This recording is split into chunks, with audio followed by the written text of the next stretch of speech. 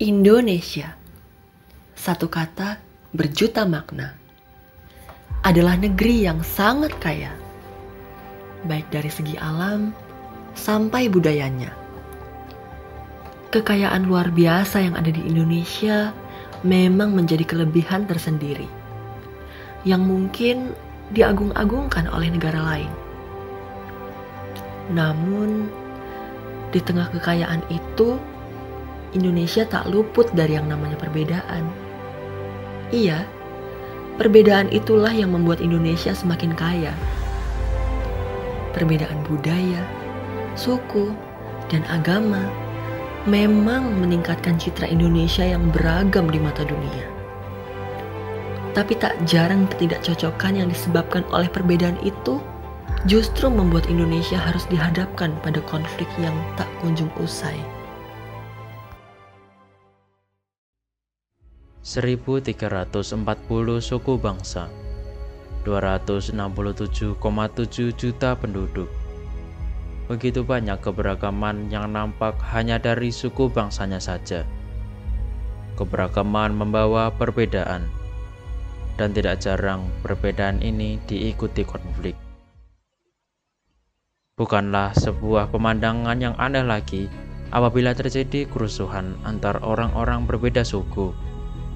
Sifat loyalitas yang berlebihan terhadap suku bangsanya sendiri berakibat pada perendahan martabat yang kian menjadi-jadi. Terutama jika suku bangsa yang direndahkan tersebut merupakan minoritas dalam sebuah komunitas. Tidak jarang pula konflik antar suku ini juga berujung pada konflik dalam skala yang lebih besar lagi, yakni konflik keagamaan. Kita tahu bahwa agama merupakan bagian dari sarana manusia untuk mendekatkan diri pada Sang Pencipta. Perbedaan pengajaran yang drastis antara keyakinan kerap kali menimbulkan perdebatan untuk mencari siapa yang benar dan siapa yang salah. Padahal, semua ajaran itu merujuk pada satu hal yang sama, yaitu kebaikan. Kebaikan menjadi dasar pengajaran yang banyak diterapkan di dalam sendi kehidupan sehari-hari. Dalam konteks ini, agama menjadi sebuah sarana bagi kita untuk berbuat kebaikan. Tetapi, banyak yang masih menyalahgunakan agama sebagai kambing hitam yang berujung pada konflik antar agama. Manusia perlahan telah melupakan ketergantungannya pada sesamanya. Berlagak mampu hidup sendiri, mengedepankan kepentingan pribadi, rela saling menjatuhkan demi kepuasan diri sendiri. Sedikit demi sedikit melupakan kewajibannya untuk saling menghargai. Toleransi seolah hanya menjadi kata di KBBI, maknanya tidak dipahami apalagi dijalani. Oknum-oknum, para pendamba kesamaan, bukan kesatuan. Tidak usah kita melihat jauh-jauh. Di tanah air kita sendiri, sudah banyak sekali tindakan intoleransi yang mengatasnamakan kepentingan agama.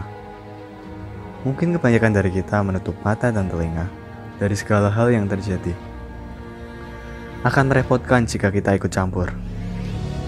Itu mungkin apa yang kita pikirkan saat berjumpa dengan kejadian yang berkaitan dengan kegilaan ini. Kita lihat saja salah satu potongan kecil dari benih yang kita tabur sendiri. Sudah terhitung sebanyak 23 kasus penyerangan rumah ibadah selama 3 tahun terakhir di negara kita ini. Selain itu, terdapat pula pelanggaran kebebasan beribadah di berbagai daerah. Hal itu sungguh memprihatinkan melihat bahwa apa yang menjadi unggulan dari negara Indonesia itu adalah perbedaan. Perbedaan seharusnya menjadikan kekuatan tersendiri bagi bangsa Indonesia. Perbedaan bukan untuk menghakimi siapa yang salah dan benar, bukan untuk saling menjatuhkan, bukan untuk saling mencaci, namun perbedaan menjadi sebuah anugerah untuk saling membangun, menghargai, dan melengkapi satu sama lain. Dengan begitu, perbedaan menjadi kekuatan untuk menuju kemajuan bangsa Indonesia.